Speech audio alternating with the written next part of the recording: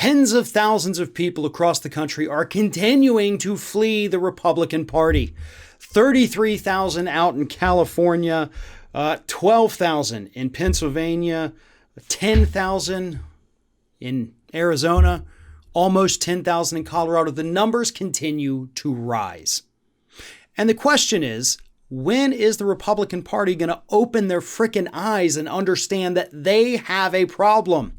And the problem is Donald Trump. That's what Republicans have to understand right now. And it's so humorous to me that they don't, because you have these folks in DC who have put staked their entire careers on loving Donald Trump. That is the only thing they stand for. That is the only thing they want. That is the only thing they care about, is how much do we love Donald Trump? And it works in Washington. It works with Trump's base, but Trump's base is not the majority of the Republican Party.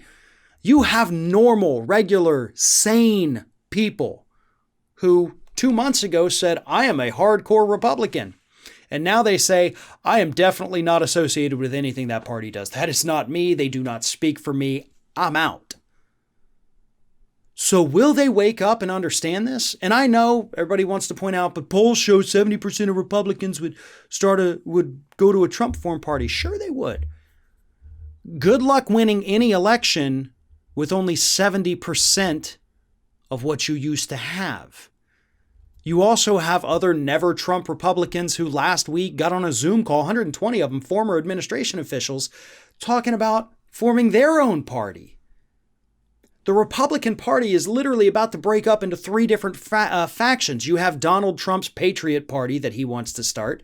You have good old GOP, and then you have maybe this new anti-Trump but still conservative party floating around out there, and tens of thousands of former Republicans who say, yeah, but I'm already done with y'all.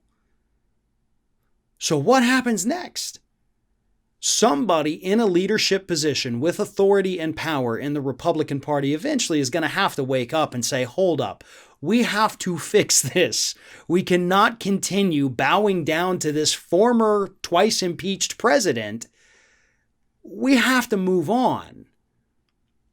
But then you're being held back by your Taylor Greens, by your Lindsey Grahams, by your Ted Cruzes and Hawleys and Rubios and Gateses and Jordans.